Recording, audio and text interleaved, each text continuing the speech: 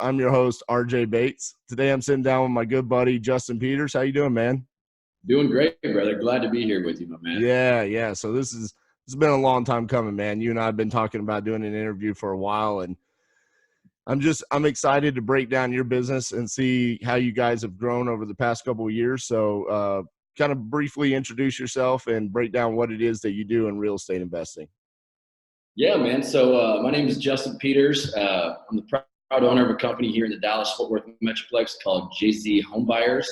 And, our prime focus as of right now is wholesaling. We do fix and flips, doing some buy and holds. We're looking to get more on the creative side as well, man. But, more than anything, we've been focusing on building a system and a team to where we can have consistent deal flow, focusing on adding value to the homeowners, and with that in place, then kind of expand out to all the different options that real estate offers. And so a little bit just about me, who I am, and how I got to where I am.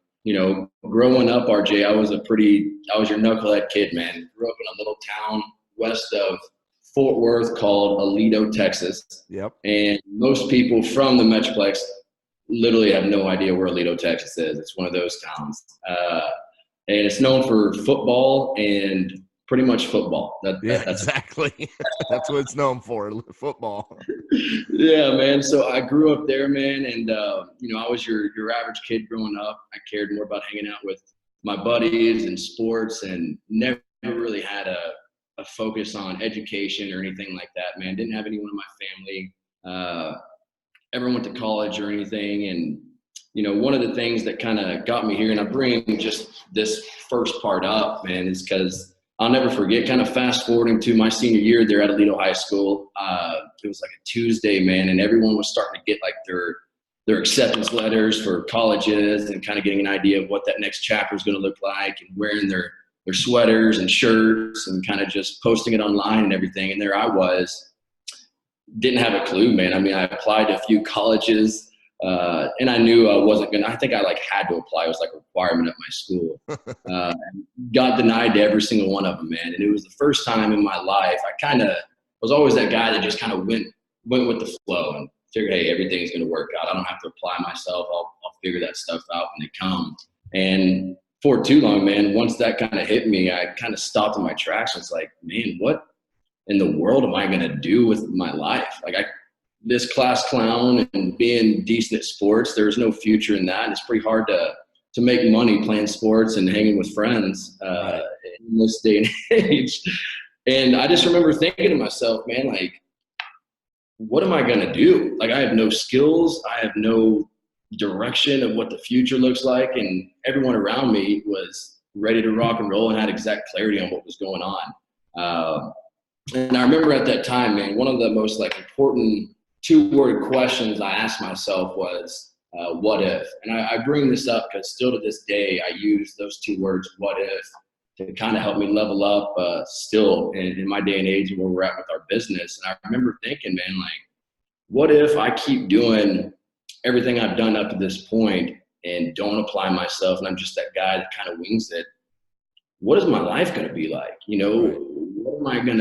What am I going to do? And then I started kind of thinking on the contrary, RJ, what if I could be that dude that changed it all around? What if I could just apply myself, go down to maybe a junior college and learn how to be an actual student and make decent grades? I mean, I was a guy that, I literally graduated like the bottom 5% of my class. It was, it was bad. Didn't know anything on SAT, didn't know how to apply for them, the ACT, just none of that stuff, man. And, those questions I asked myself started kind of becoming a reality. So what if I could go to a junior college and then maybe go to a major university? What if I could start making straight A's? What if I could, find something that I'm going to be passionate about and give everything I have to it and make something of myself? And so fast forward, man, ended up going down to a little junior college there in Glenn, Texas, right next to College Station where Texas A&M is at, and just changed everything about me, man. A dude that never once read a book. I mean, we're talking Dr. Seuss, man. I couldn't even get through one of those back in the RJ. Started reading books consistently, investing in myself, studying people that had been there and that had done it. And I started realizing, man, a lot of these people were very similar to me. Like there was nothing special about them, but they just got so committed with this vision they had that they weren't going to stop until they could become that person they were meant to be, and that they knew they had the potential to be. And so kind of how I got here, man, just a quick story is I started at Texas A&M, and I ended up, turning around, making great grades there. I graduated cum laude from A&M, had a ton of student debt.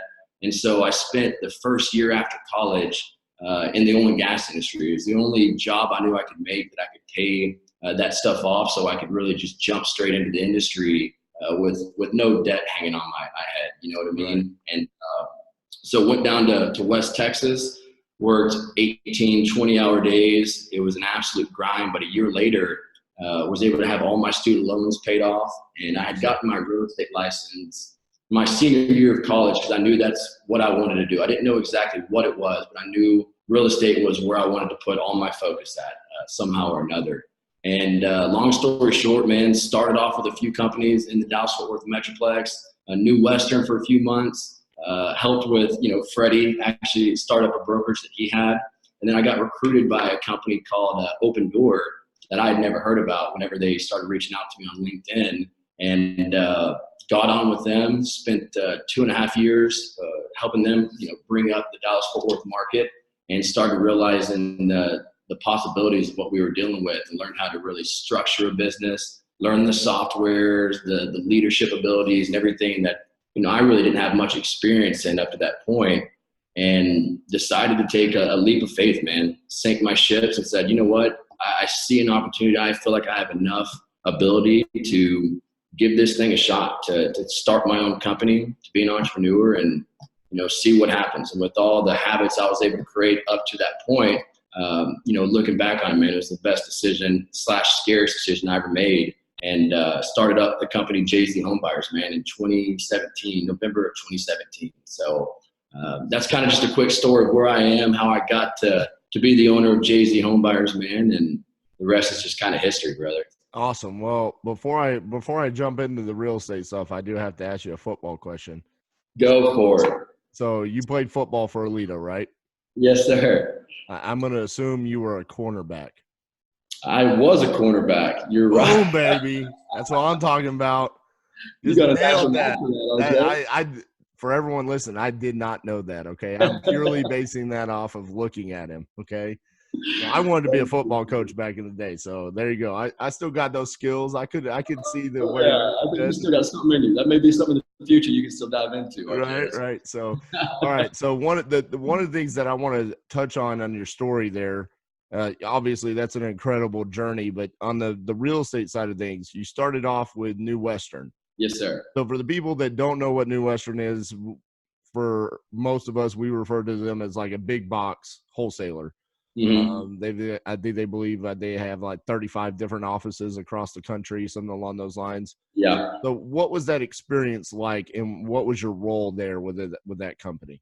Yes. So one of the good things about starting with a company like New Western versus going and, starting like a Keller Williams on the traditional side of things is I realized like real estate has a lot more than just representing a seller and a buyer in a transaction.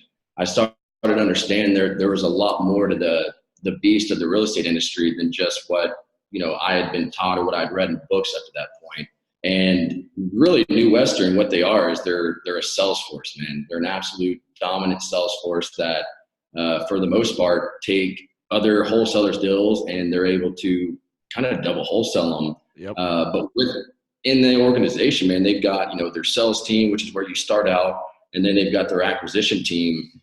And so what I learned more than anything working there was just being able to, one, kind of learn the language of, what wholesaling meant, the fix and flip side of things, the buy and holds, and really learning how to sell, learning how to get in a very uncomfortable situation and talk to people and put yourself out there and fell again until things started really kind of starting to click for you. It was one of those, you're going to figure it out or you're not. And if you don't, well, we'll find the next guy that's going to jump in. So it was a very eye-opening experience for me, but I was able to learn a lot while I was there, and I made a lot of good friends, and it was a really cool experience, man, to say the least. Yeah, and I don't want this interview to turn into like a showcase for New Western acquisitions, but I just briefly want to touch on, like, there's a lot of people, especially in markets where New Western does, significant volume, 30, 40 deals a month, where there's a negative connotation about New Western. And Right. I'll be honest with you, like, I have great connections with that company. I've also had terrible experiences where I've been circumvented on a deal, I've been sold a deal, and then it got yanked away from me because someone offered more, and lots of different scenarios.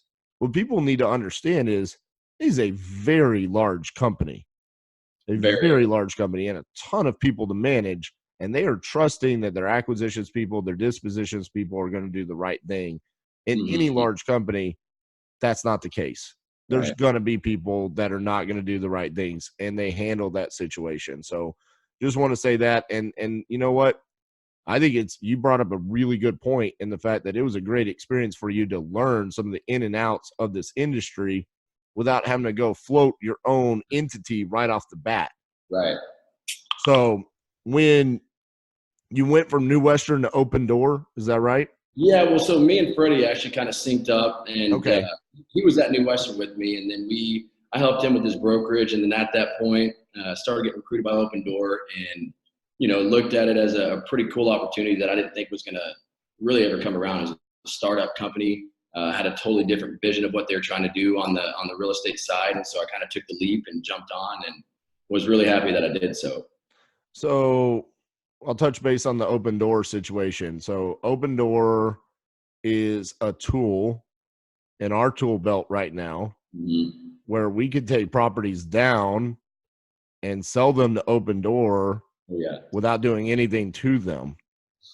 And what's funny about this is that I've sat in masterminds with hundreds of highly successful investors, and the aura in the room is these iBuyers like Open Door, and now Zillow has jumped in on this. And in Phoenix, there's like 150 of these iBuyers. Like, they just have billboards everywhere.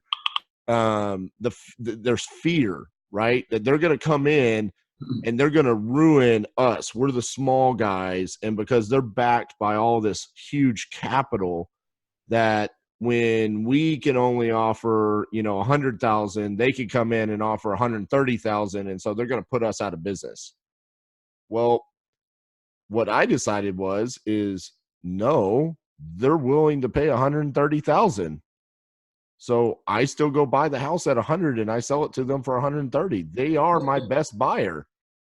I'm not fearful of them. I'm thankful for them. Absolutely.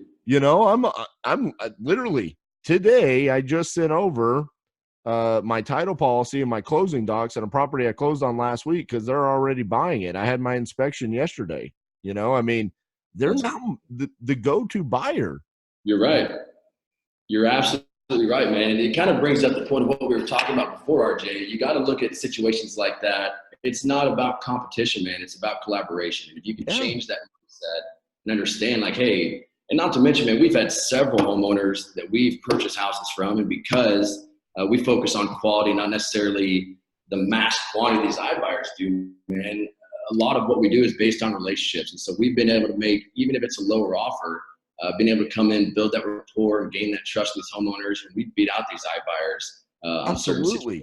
It's not hard to do. I mean, to be honest with you, their marketing is pushing them to a website it's cold.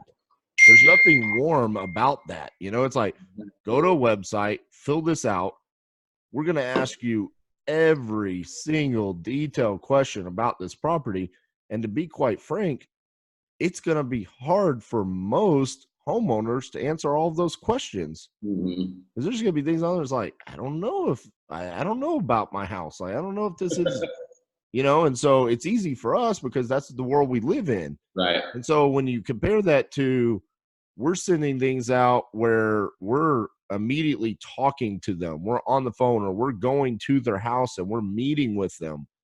Their process is also a bit cumbersome in the fact that it's, hey, I'm going to go on a website, and then it says, we'll get you an offer within 24 hours. And then you receive an email that says, here's your offer, 130,000. And then you click through all the prompts and it says your net proceeds are $100,000. Now for you and I, we understand why. Right. For a normal homeowner, it's like, but you said 130. What happened to $30,000? I don't understand this. But when you and I sit down with a homeowner, we say $100,000, and the only thing we're going to ask for you to pay is your prorated taxes and any underlying liens. Yep. Do you understand this? And then we can build rapport in the sales process. And some of the calls that, or some of the podcasts that we've had recently with people like Scott Bowers and John Martinez, where we've talked about the sales process, that's where these skills come in. Absolutely. And so as investors, we can't fear the iBuyers. We should utilize them as a tool. So with you having that insight to Open Door, I mean, what are some of the tips that you could give investors on how to utilize them or what they're looking for, or just any kind of insight to the Open Door situation right now? Yeah, man. And so I think more than anything, you've got to really understand that they're going to have a buy box, right? So these guys, they have a criteria. If it's a 1959 year build, I believe, so it used to be 1916 above. So if it's 1959, they're not going to look at these houses. And so a lot of wholesalers, fix and flippers that are just, they're so narrow focused on trying to say, okay, our ARV times a certain percentage minus our rehab. Well, you got to kind of change that up, man, because there's so many opportunities, just like you said, to capitalize on, to where, where you're not going to see it on a formula base for it to be profitable. When you look at it from selling and disposing it to an iBuyer, there's $15,000, $20,000, $30,000 profits that are sitting there waiting for you to be able to capitalize on, man. And most people just don't know even exists because they don't have that knowledge. And so my thing is, man, I would highly recommend Open Doors in a handful of markets now. So studying not only their platform, but studying OfferPad, studying Zillow. There's so many iBuyers now, like you said, but really understanding what their criteria is, how their process works, what their repair ask is going to be, the time frames and all that good stuff, and start having more confidence in taking down these deals that up to this point you've just simply overlooked. And so what I've done, man, is I've reached out. They've got agents in almost every single market, and I've just let them know, hey, this is kind of what I'm going to be looking to do. I'm going to submit the offer. If I have equal interest in the home, I'm going to get a very clear idea of where they're going to come in at. And then based on repairs of what I think they're going to need to do because they're not fixing these houses up like a flipper is, man. They're not going in there and putting $40,000, $50,000 and trying to hit the peak of the market. That's just not their model.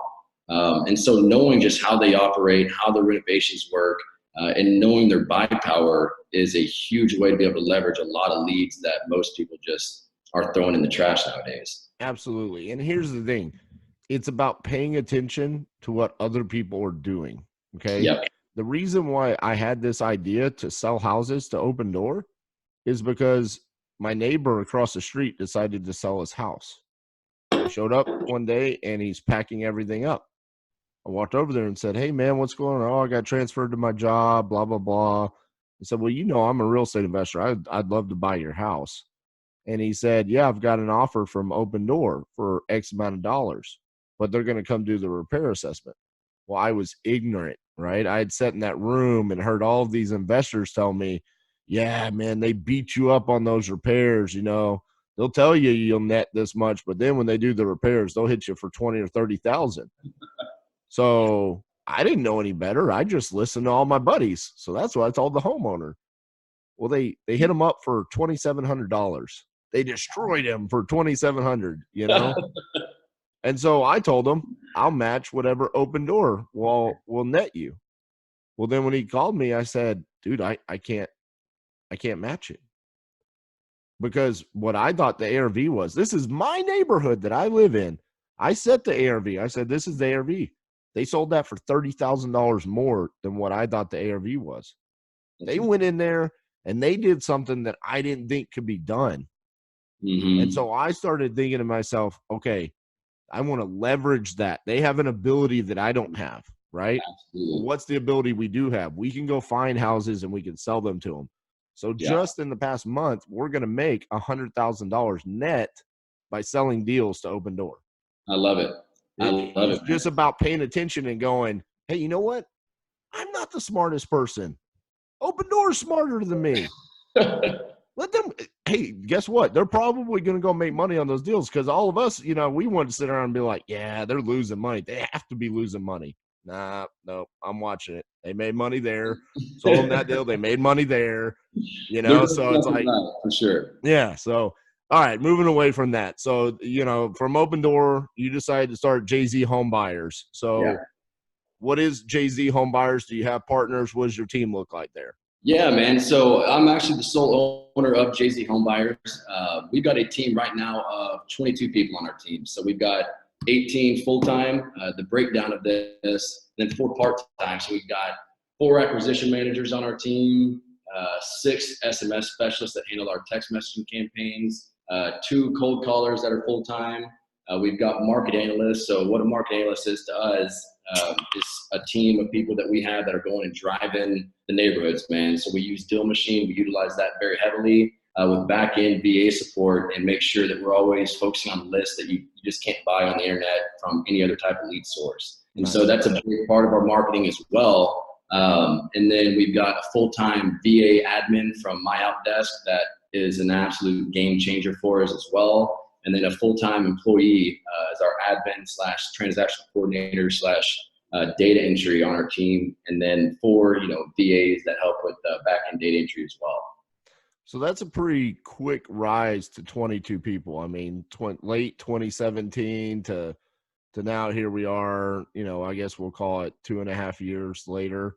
Yeah. 22 people. So how do you manage 22 people that quickly? I mean, that's a lot of onboarding, training, things along those lines. Right. Man, so first and foremost, I've got to sit here and just humble myself and say that I couldn't do it without the people that have been on this team from the beginning, that have gone through the thick and thin with me, from the ups and the downs and the, not knowing if we're going to be able to get a deal in the first 6 months, man. We didn't even have a deal come in, but we just kept focused. We had a belief, and we knew we surround ourselves with the right people, like Brent Daniels, TTP, the tribes that we're in, learning from the right people that in due time it was, hey, representing my man. Shout out to Brent Daniels over there. Yeah. We knew it was going to come to fruition. And so that's been a huge part of it, man. Got a right-hand man that's been with me since day one that has really stepped up and taken a lot of ownership of what we've done. It allowed me to focus on the 50,000-foot view, which has been a huge help. But also, really to answer your question, RJ, as far as how I've been able to build a team like that, and with us having a record-breaking year of transactions, a lot of it had to do with just going dark, man, and committing myself to knowing, hey, I'm going to sacrifice hanging out with friends. I'm going to sacrifice doing a lot of things that, give me joy, because I know this sacrifice is ultimately going to get me to a point that it's going to be well worth it in the end. During that time is tough. I mean, it's very tough to do things that you necessarily don't want to do, but you have to do to become that person, to create that business in the amount of time that you're trying to do it. And so a lot of it came to just insane discipline, man, and putting all of my focus, all of my eggs in one basket and saying, look, whatever it takes, I'm going to do it. I don't know so much of this stuff, man, but if it takes me 1,000 times to have to study something, it may take another person 1 time, I'm going to be that guy that's going to do it 1,000 times every single time until I get it down, until I master it, and then boom, delegate it, move on to the next one. And just having that mindset's been able to get me to this point with the right people in the right seats. And it's been a journey, to say the least. It's been hard, a lot of emotional ups and downs, as you know, man, just any type of business. But the growth I've been able to have from it, from everything I've learned and how much I've been humbled, it's been the coolest and probably best experience I've ever had in my entire life, being able to be a business owner. So you said you've got a record-breaking year as far as volume. What does that volume look like? Yeah, man. So in just Dallas-Fort Worth alone, we're looking like we're going to close 97 deals this year. Nice. We went from, I think, 23 in 2017. And then this year, we're looking at 93, hopefully 95. There's 2 that are kind of in the gray area as far as us having to push into after the first year. But yeah, man, 93 deals. Looking back on that, I would have literally never thought that was going to be possible within 2 years of doing it. I mean, I was hoping to maybe hit 50, and then next thing you know, here we are. So kind of goes back to having a vision, man, of just knowing that, hey, if other people are doing it, so can you. Put your head down and get to work. things can happen, man. For That's sure. funny, man. I see so much of myself in you, man. I remember that first year that we, did 100 deals, and it was like, how did that happen? That wasn't the goal. You're Like, scratching your head like I this. know. I was like, How did we do it's this? funny because it doesn't feel that way. It's like, Yeah. you're doing a lot, but you're kind of in it, and it's like you're rolling, you're just closing deals. And then it's like at some point in time, you go look at the KPIs and you actually do the math and you add it up. And it's like, wow, that's pretty intense. Like, We did this? yeah, like 100 people in the past 12 months sold me their house. And then somehow I found 100 people to buy that house in a short time frame. Like, that's impressive, So yeah, when you start thinking about it, it's like this business is very simple. Really, like, in all intents and purposes, compared to other businesses, this is a simple. Oh, for sure. But then when it's like, when you actually think about the impact that we're having on people, like, that's incredible. So you said just DFW. Are you doing anything outside of DFW? No, so in 2020, man, one of our main goals is, obviously there's so many people that are going virtual and starting to really capitalize on opportunities outside of their markets. And so that's going to be a big focus with us, utilizing PropStream, things like that, and expanding into other markets and utilizing our infrastructure that we have here in DFW, kind of as our hub, having boots on the ground and start going into other markets to increase the impact we're able to make on these homeowners that Gotcha. we're able to help serve. So out of the 90 plus deals that you're going to do this year, how many of those were wholesales? How many flips were you doing? Was it mainly wholesales, or what did that breakdown look like? Yeah, man. So definitely majority have been wholesales. I would say probably 80 of them have been wholesales. 90 have been, kind of the hotel model where we do a very, minor lipstick to it, then throw it on the market. And then, the last 5 that we're doing are going to be buy and hold properties that I'm actually taking down on my end to kind of start building up a portfolio for tax advantages and things like that. But yeah, majority of our business, man, has been straight wholesale and just focusing on that one thing and trying to master that before we start moving into other aspects. So do you feel like now at this point in time, you have the systems and processes on the wholesaling business nailed down to where you can start transitioning to doing other strategies? Is that kind of something that you feel like it's a well-oiled machine? Justin could go away for 2 months and it's going to continue to work?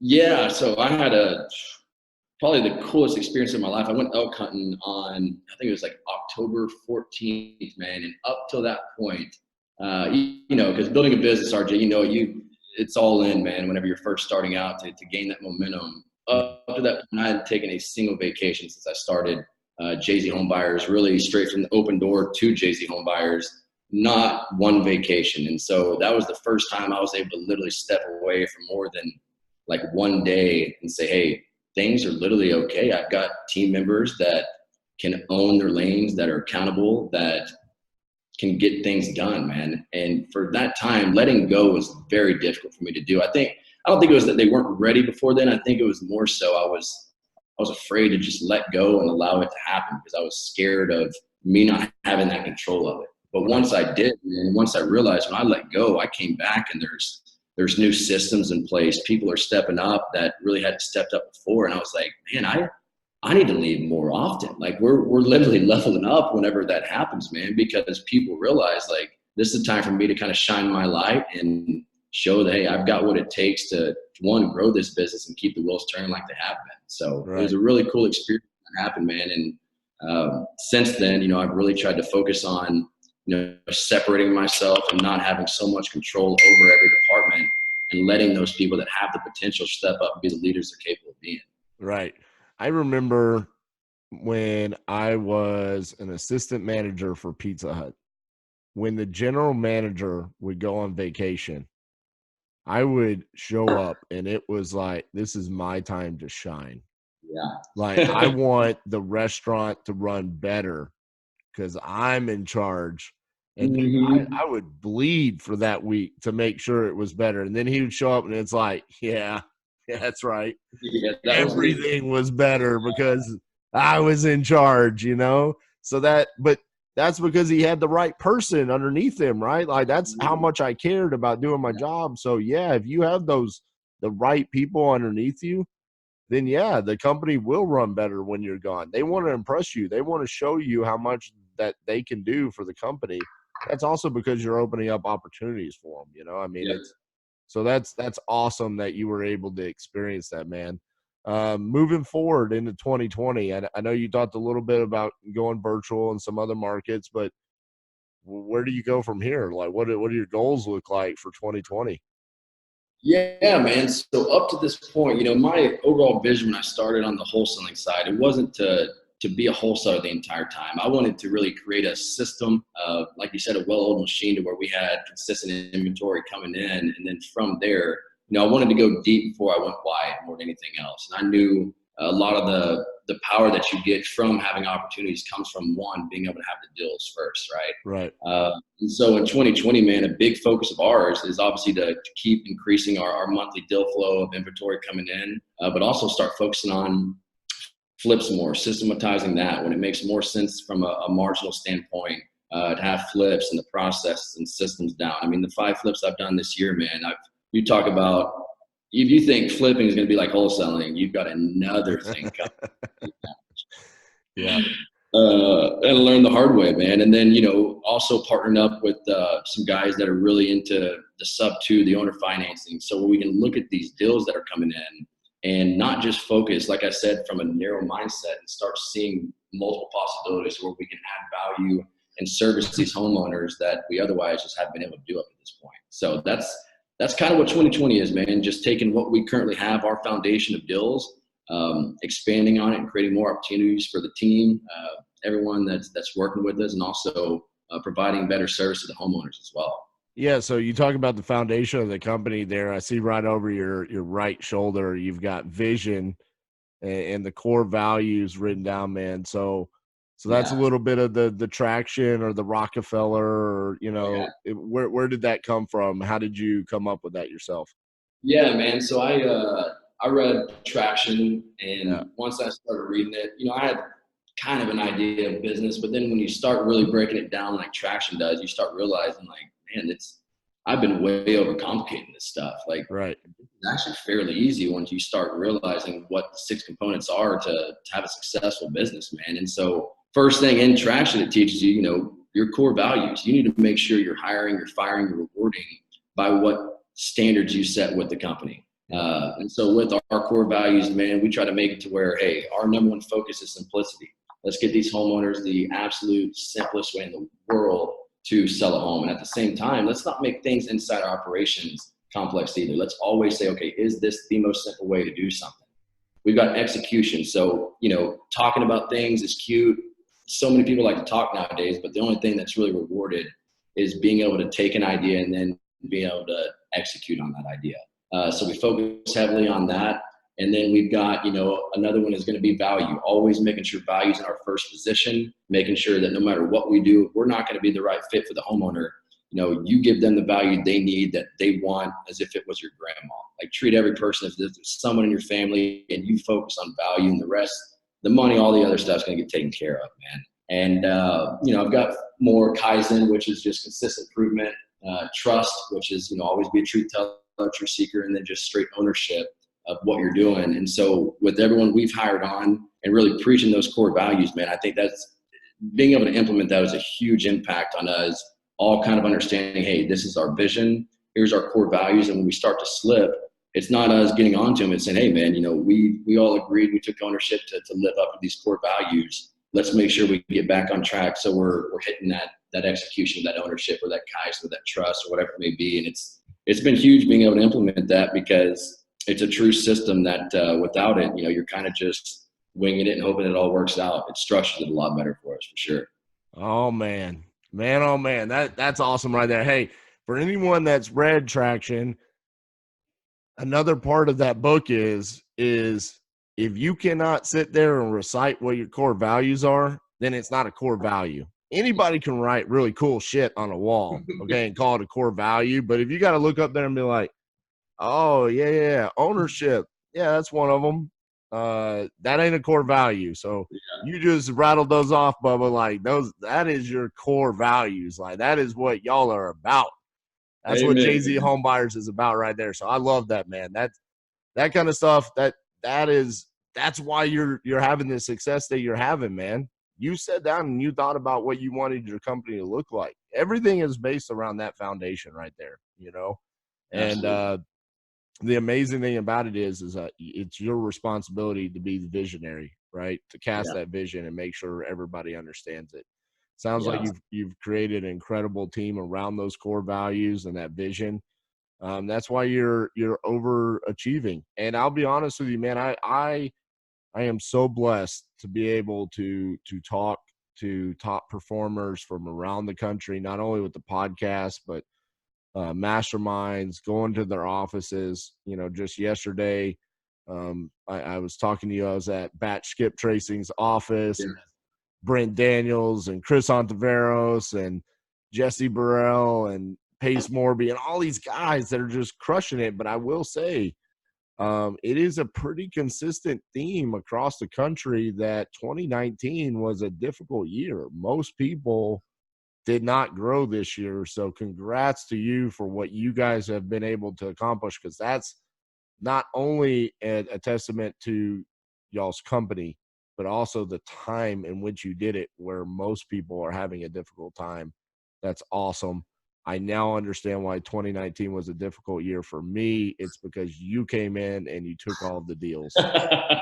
So, no, I'm just playing. Jay, man. But no, man, that's awesome. So that's where you want to go in 2020. Long term, man. What do you want for Justin Peters? I mean, is it all JayZ Homebuyers? Is there something outside of real estate? What is it? That's a great question. Super powerful one too, man. I think with anyone, you never want to look at building a company as being kind of that why for your making the money from the company. For me, I want to use real estate. I want to use this platform to be able to inspire, to be able to motivate, to be able to truly impact, millions of people in somehow or another. Real estate's one of those things I'm passionate about, but this isn't what really just is the main drive for me. The main drive for me is being able to help others. Real estate allows you to help others, but I want to do it on a much larger scale. And so, being able to see guys like you, man, beat kids' cancer, things like that. That's what it's about. It really is. It's about being able to truly make an impact much, much bigger than ourselves, much bigger than any dollar sign can bring in from a company. And so my long-term vision, RJ, I'm not sure exactly what that is, man, but I want to make an impact. I want to help people. I want to let people know, man, no matter what you've been through, no matter what life may have been up to this point, like you can break through it and you can turn everything around more so than you could ever imagine. So that's kind of just the big picture, man. Yeah, well, while I kind of compliment you on a couple of things, think about your final thoughts and we'll wrap up the episode. But I want you to go ahead and realize something that you talk about. You want to impact millions of people. Just this year alone, you bought, we'll call it 100. Yeah, that sounds cooler, man. We'll call it 100 homes that majority of those were going to be impacting not only the seller, but their families. And then you wholesale those to other investors at a rate in which they should be able to profit, which benefits their business, their employees, all of those people's families. There's people out there that are sending their kids to private school or are playing sports or are able to have an amazing Christmas because of the houses that you guys bought and sold. And when you actually start thinking about it, impacting millions of people over the course of a couple of years, you are doing that. And it's not maybe directly, but it's a little bit indirectly. But without you sitting down and reading Traction and saying, I'm going to come up with our core values, and this is the vision, and this is our mission statement, and holding people accountable to that, would there have probably been somebody else come along and buy that house? Probably. Yeah, absolutely. But you did it, and you were impacting those people's lives, and you should be proud of that.